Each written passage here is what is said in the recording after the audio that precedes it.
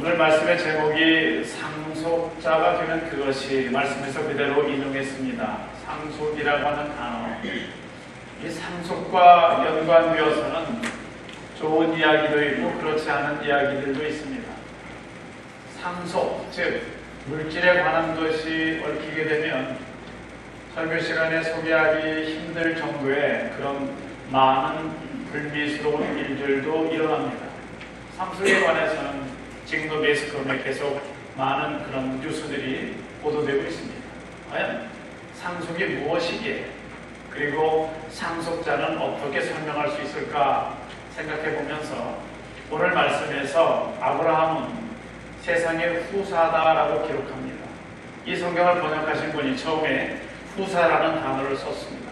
offspring, 상속자라는 의미죠.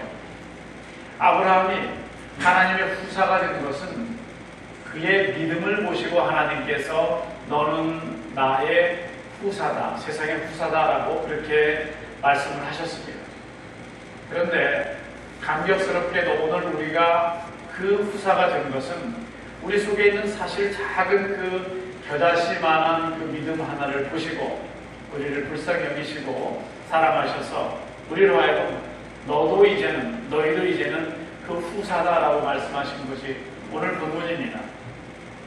그렇기 때문에 우리가 하나님의 후사가 되었다는 말씀은 아브라함에게 주셔서 복 받을 수 있었던 모든 조건들이 오늘 우리에게도 그대로 이어졌다고 하는 그 말씀입니다. 이제는 오늘 말씀을 통해서 구체적인 내용을 살펴보려고 합니다. 오늘 말씀 15절에서 율법은 진노를 이루게 하나니, 이 말씀이 그렇게 좀 쉽게 바로 이해가 되는 말씀은 아닐 수도 있습니다. 율법은 진노를 이루게 하나니, 그 말씀은 율법이 우리에게 요구하는 것은 행위의 완전함입니다. 구약성경에 613가지가 되는 그 많은 율법들이 우리를 억누르면서 통제하고 규제하면서 그 율법이 우리로부터 이루려고 하는 것은 행위의 완전함이죠. 그러나 우리 인간은 결국 율법을 범하게 되고 죄를 짓고 결국은 하나님 안에서 정죄를 당합니다. 그런 우리에게 율법이 우리에게 너는 죄인이야 라고 선포하는 겁니다. 그래서 그때에 이것이 바로 하나님의 진노를 이루신다는 말씀입니다. 그래서 오늘 15절에서 율법은 진노를 이루게 하나니, 이 말씀이죠. 우리 성경 같이 찾아보겠습니다. 신명기, 구약성경 신명기 28장 58절 보시기 바랍니다. 여러분의 성경 신명기 28장 58절입니다.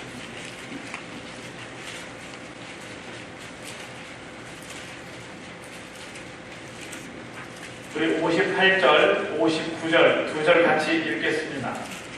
네가 만일 이 책에 기록한 이 율법의 모든 말씀을 지켜 행하지 아니하고 네 하나님 여호와라 하는 영화롭고 두려운 이름을 경외하지 아니하면 여호와께서 너의 재앙과 네 자손의 재앙을 극렬하게 하시리니 그 재앙이 크고 오래고 그 질병이 중하고 오래일 것이라. 이 율법은 하나님의 약속을 성취하지 못하는 겁니다. 율법으로는 하나님께서 우리에게 하신 그 언약, 합의는, 그 맹약이 이루어질 수 없다고 하는 말씀입니다. 그러면 오늘 뒤에 있는 그 하반절에 율법이 없는 곳에는 범함도 없느니라, 이 말씀을 또 살펴보려고 하는데, 어떤 사람이 법을 어기고 범법자가 될 수 있는 것은 그 죄를 규정한 법이 있기 때문에 가능합니다. 세상에는 많은 재미있는 법들이 있다고 하는데 프랑스에는 그런 법이 있다고 합니다. 돼지를 나폴레옹이라고 부르게 되면 죄라고 하는 거죠. 잡혀간답니다. 제가 콜롬비아 선교 갔을 때에 그 신학교에 개가 3마리가 있는데 그 개 3마리 중에 한 마리 이름이 바로 전직 대통령 이름으로 부르는 것을 제가 봤습니다만, 아마 프랑스에서는 나폴레옹이라고 돼지를 부르면 안 된다고 하는 이야기죠. 또 독일, 프랑스, 또 스위스, 네덜란드에 이런 법이 있는데 그것은 착한 사마리아인의 법이라고 하는 겁니다. 사람이 어디를 지나가는데 거기에서 다른 사람이 어려움을 당하고 있는 그 상황을 보면서 자기가 충분히 도울 수 있는 힘과 환경이 되는데도 불구하고 그를 돕지 않고 그냥 지나가게 되면 징역 5년 이하의 처하거나 아니면 벌금형을 물린다고 하는 거죠.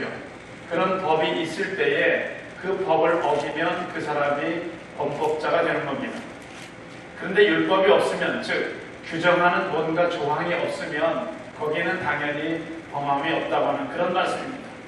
도대체 하나님께서 우리에게 하신 약속이 무엇이기에 보면 오늘 17절에서 내가 너를 많은 민족의 조상으로 세웠다 하심과 같으니 이 말씀입니다. 하나님께서 우리를 많은 민족의 조상으로 세워주셨다고 하는 겁니다. 왜냐하면 우리는 아브라함의 후사가 되었기 때문에 같은 약속을 받고 있습니다. 그러면 오늘 본문에서 말씀하고 있는 아브라함이 어떤 사람이기에 아브라함을 이렇게 하셨는가라고 생각해 보면 아브라함은 제법 문명이 성하던 도시 우르에 살고 있었는데 네가 갈대아 우르를 떠나서 내가 지시하는 곳으로 가라라고 하실 때 그는 순종했습니다. 그리고 그가 85세 때에 하나님께서 이끌어서 밤하늘의 별을 보라고 그러시면서 저 많은 별들처럼 내 후손들이 내 몸에서 나리라라고 하셨을 때 한 명의 자녀도 얻지 못한 아브라함은 그 말씀을 그대로 믿었습니다. 그리고 99세가 되었을 때 하나님께서 그에게 뭐라고 하시는가 하면 너보다 10살 어린 내 아내 사라를 통해서 너와 사라 사이에 내가 진정한 후사될 아들을 주리라 라고 하셨습니다. 99세입니다. 그런데 그 말씀을 그대로 믿었습니다. 그것이 아브라함이죠. 그리고 그때 귀하게 얻은 아들을 100세에 얻은 아들을 하나님께서 이제 그 아들을 모리아 산에 가서 나에게 바쳐라 라고 말씀하셨을 때 그 말씀을 그대로 순종했습니다. 이 정도면 되지 않겠습니까? 오늘 우리에게 이런 믿음이 있는가? 예수께서는 오늘 이 땅을 살아가는 우리에게 우리 성경 찾아보겠습니다. 누가복음 18장 8절입니다. 과연 우리에게는 어떤 믿음이 있는가? 누가복음 18장 8절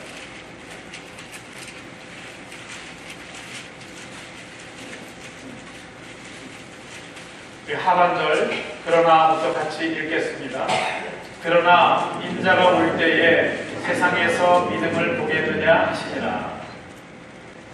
우리는 아브라함의 후손이고 후사라고 되어 있지만 예수께서 진정 오늘 우리를 향해서 하시는 말씀은 내가 세상에서 믿음을 보겠느냐라고 탄식하시는 겁니다. 사실 아브라함은 오늘 우리로 따진다면 지금 한 국민학생 정도 지식보다 아마 못했을 겁니다. 그때 당시의 비교 지식과 지금을 상대 비교할 수는 없겠지만은 그런 정도의 지식을 가진 사람이었지만은 그는 하나님의 말씀을 순종했습니다. 그래서 아브라함은 우리에게 오늘 조상이 될 수 있는 겁니다. 그래서 하나님의 말씀이라고 한다면 우리는 그 말씀을 믿고 순종하면 되는 겁니다. 왜냐하면 하나님은 어떤 분이시기에 그런가 하면 오늘 17절에 나와 있습니다. 오늘 17절 하반절에서 그의 믿은 바 하나님은 죽은 자를 살리시며 없는 것을 있는 것 같이 부르시는 이신이라 말씀합니다. 그러면 왜 이렇게 죄 많은 우리가 아브라함의 후손일 수 있는가?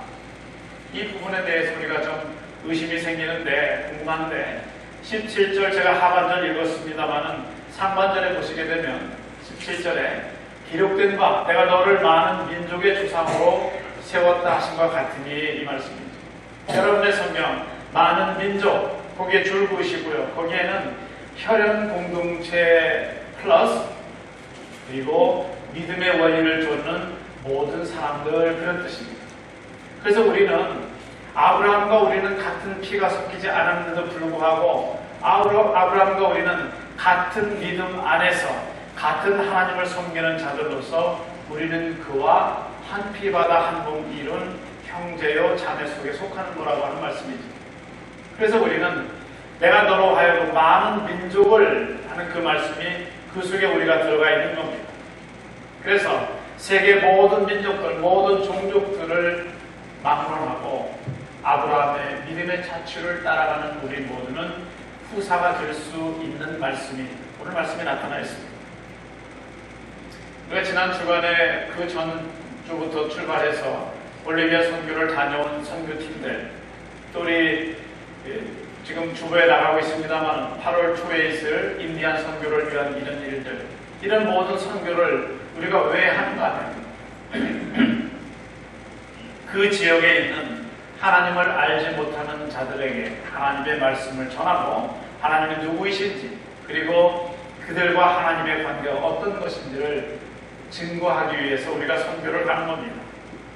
우리가 지난주일의 설교인 믿음의 자취를 생각해 본다면 우리는 그 믿음의 자취를 계속 따라가고 있는 후손들인데, 후손들인 우리에게 너희는 믿음의 후사라고 말씀하는 겁니다.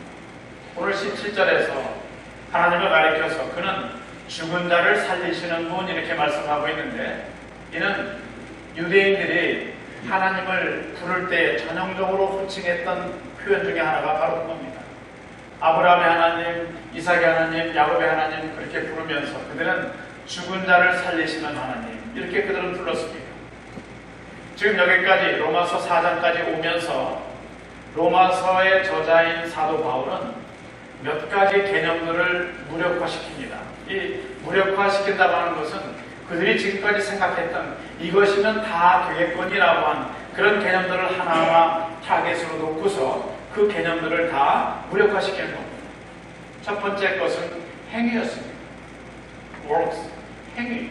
이 모든 행위로 인해서 창세기 15장 6절 말씀에서 아브라함이 여호와를 믿으니 여호와께서 이를 그의 의로 여기시고 라고 하는 말씀에서 아브라함이 행한 어떤 행위로 인해서도 그가 의롭다 하심을 받은 것이 아니라고 하는 사실을 로마서는 말씀하고 있습니다. 두 번째가 할례입니다. 아브라함은 할례를 99세에 받았는데 이미 14년 전에 85세 때에 하나님은 아브라함을 부르시고 그리고 그가 믿는 그 믿음을 보시고 너는 의롭다라고 말씀하셨습니다. 그래서 아브라함이 의롭다고 된 그것에는 그가 행한 어떤 행위나 율법을 지키는 할례를 행함으로 인함도 아니라고 하는 것이 지금까지 말씀이었습니다. 그리고 오늘 본문에서 또 한 가지가 나타나는데 그것이 율법입니다. 우리가 율법 지키기 쉽지 않습니다. 하나님께서는 우리에게 율법을 주셔서 그 율법으로 하여금 내가 어떠한 존재인지를 알게 하셨지만은 그 율법을 그대로 따라서 행하고 완전한 의인으로 되는 이것은 불가능하다고 하는 겁니다. 그러면 오늘 말씀을 기록한 사도 바울에게 아니면 우리의 믿음의 선조들에게 우리가 행위를 하고 우리가 할례를 행하는 이런 모든 의로운 것들, 율법을 잘 지키려고 하는 그것으로 인해서 혹시 우리가 의롭다고 인정을 받을 수 있다고 생각하는 그런 질문을 우리가 같이 한번 해보겠습니다. 화면에 보시면 질문이 나타나는데 우리가 저 질문을 한번 마음속으로 해보는 겁니다. 같이 질문하겠습니다. 하나님께로부터 오는 믿음에 힘입지 않고 율법을 지킴으로 구원을 얻으려 한다면 어떤 결과가 주어지겠는가? 이것이 지금 말씀을 듣고 있는 우리들의 혹은 설교를 전하는 제 마음속에 있는 질문이죠. 하나님께서 우리에게 주시는 그 믿음 아니고 만일 그 더 어려운 율법을 지키는 하나하나로 인해서 내가 구원을 얻으려고 한다면 결과가 어떻게 될까? 첫 번째로는 오늘 14절에 있는 말씀입니다. 믿음이 가치를 잃는 겁니다. 오늘 14절에서 만일 율법에 속한 자들이 후사이면 믿음은 헛것이 되고 말씀하는 겁니다. 우리가 율법에 속한 자들, 율법을 잘 지키는 자들 그런 의미입니다. 아니면 율법을 지키려고 최대한 노력하는 사람들, 그 사람들이 후사라면 그러면 그 말씀 속에 믿음은 헛것이 되고 말씀입니다. 믿음이 가치를 잃는 이유는 믿음과 행위 두 가지 동시로 인해서 하나님 앞에 의롭다 하심을 얻을 수가 없기 때문에 그렇습니다. 예를 들어서 나는 좀 믿음이 좀 그러니까 내가 좀 행위를 통해서라도 하나님 앞에 좀 세워가야 되겠는데 그럴 때 있지 않습니까? 그러나 우리가 하나님 앞에서 의롭다 하심을 얻는 것은 믿음이나 행위 두 가지를 가지고서 좀 부족한 부분을 채워나가는 이것은 될 수가 없다고 하는 거죠. 지난 주일에 인용한 도널드 바하우스는 목회자입니다.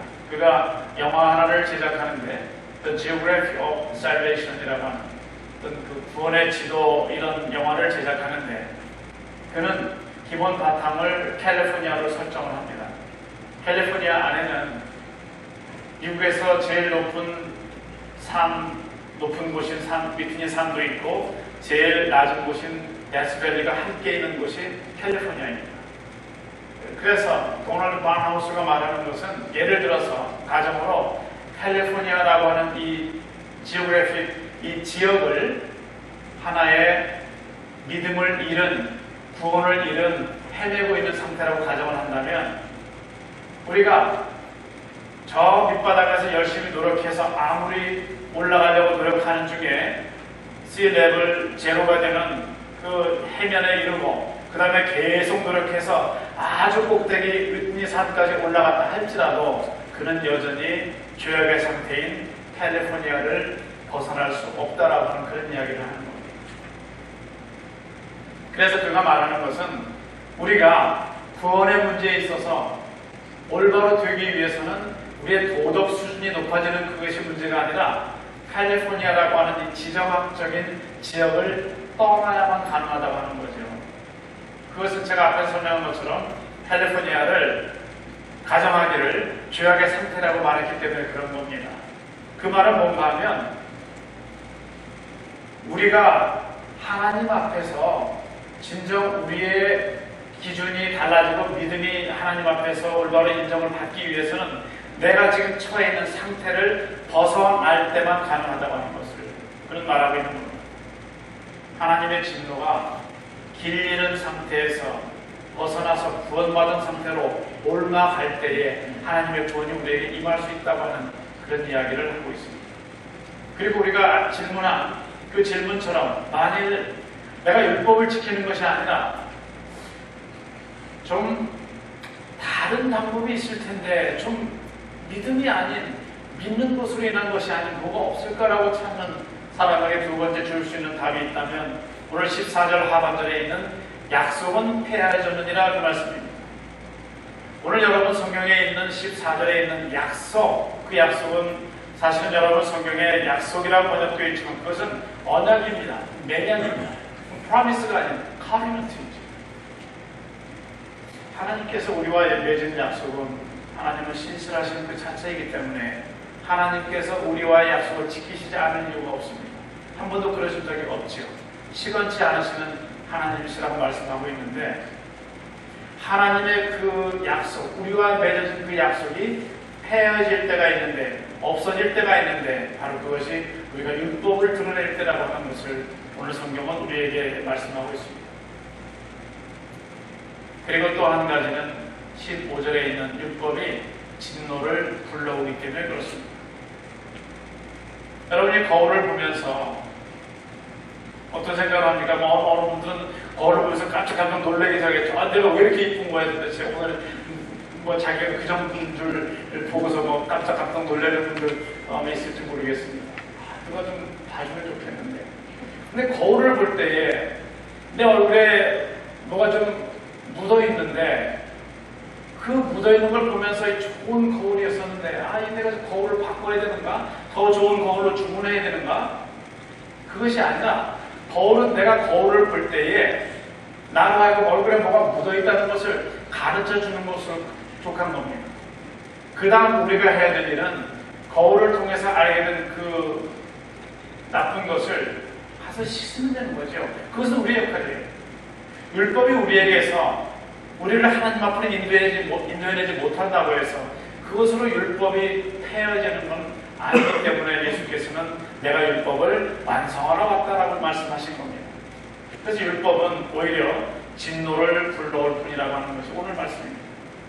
그래서 이 세상을 살아가는 우리에게 있어서 가장 중요한 것은 우리의 믿음입니다.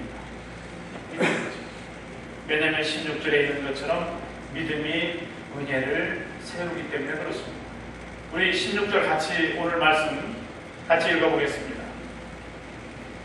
여러분의 성경으로 오늘 본문 16절입니다. 같이 읽겠습니다. 그러므로 후사가 되는 이것이 은혜에 속하기 위하여 믿음으로 되나니 이는 그 약속을 그 모든 후손에게 붙게 하려 하십니다. 율법에 속한 자에게뿐 아니라 아브라함의 믿음에 속한 자에게도니 아브라함은 하나님 앞에서 우리 모든 사람의 조상이다. 우리의 행위와 율법이 서로 연관되어 있습니다. 내가 어떤 행위를 하면서 하나님의 율법을 기억하죠. 하나님의 율법을 지키기 위해서 우리가 행위를 하는 겁니다. 아까 보여드렸던 works, 이 모든 행위 속에는 하나님이 이렇게 하지 말라고 하셨으니까, 여기 이 길로 가라고 하셨으니까, 이런 율법을 행할 때 우리는 그 모든 것이 연관이 되어 있습니다. 행위와 율법이 연관이 되어 있는 것처럼 마찬가지로 우리의 믿음과 은혜도 서로 연관이 되어 있는데, 말씀으로는 우리의 믿음이 우리의 은혜를 세워주는 겁니다. 그래서 예배를 드리는데, 하나님 앞에 기도하는데 내게 은혜가 오지 않는 것은 우리의 믿음이 없을 때입니다. 내가 믿음이 부족하구나 라고 생각해도 옳은 것입니다. 왜냐하면 믿음이 우리의 은혜를 세워주기 때문에 그렇습니다. 또 오늘 16절에서 두 번째, 믿음은 우리의 구원을 확실하게 만들어주는 겁니다. 16절에 이 약속이 믿음을 통해 그에게 주셨다. 오늘 우리에게 이 믿음이 주어졌다고 하는 거죠. 그리고 17절까지 참고해 보면 끝으로 믿음은 우리 모든 이들에게 구원의 문을 열어준다고 하는 겁니다. 그래서 이 믿음을 통해서 결국은 믿음으로 구원의 문을 열고 우리가 하나님의 전에 이를 수 있는 겁니다. 믿음은 우리에게 뭔가 하나 선물로 주어지는데 그것이 구원이라고 하는 선물이에요.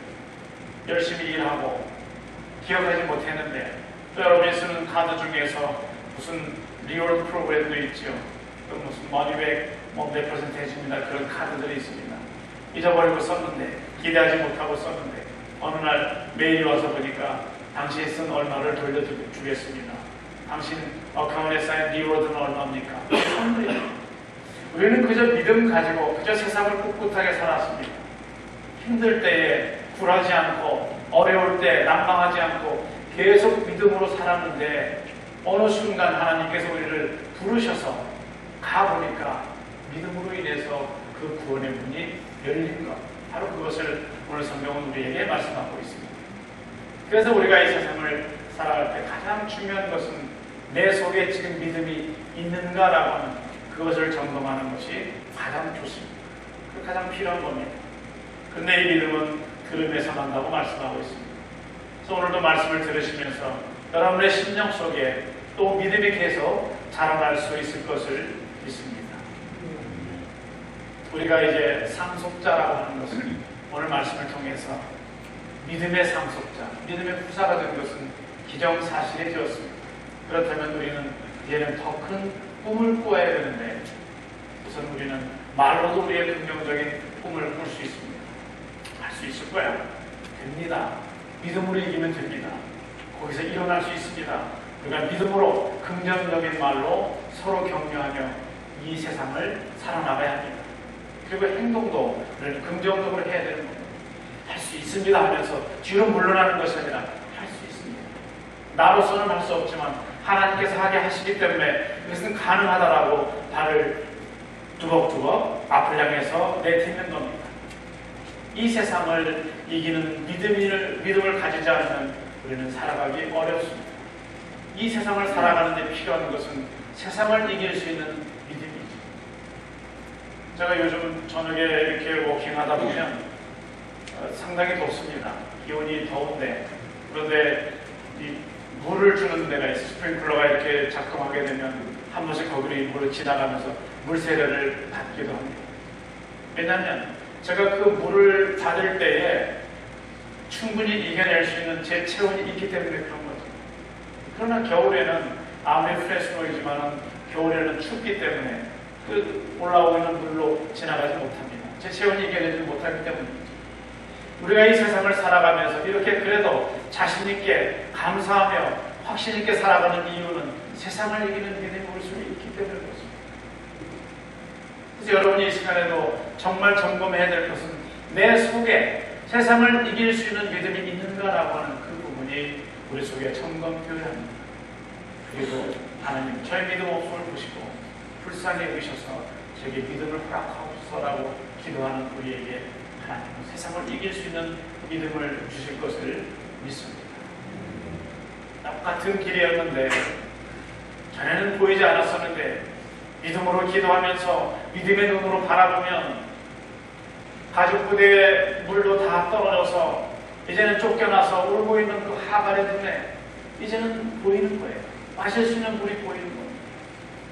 전에는 보이지 않았는데 믿음의 눈을 떠서 기도하면서 간절히 구하다 보면 내 아들 대신 바칠 수 있는 수양이 수풀에 걸려있는 모습을 볼 수 있는 것이 믿음의 눈입니다. 여러분의 믿음의 눈이 열려지기를 바라고 여러분의 믿음이 하나님 안에서 날마다 성장할 수 있기를 바랍니다. 우리 한 군데 더 말씀 찾아보겠습니다. 에베소서 3장 20절 말씀입니다. 에베소서 3장 20절입니다.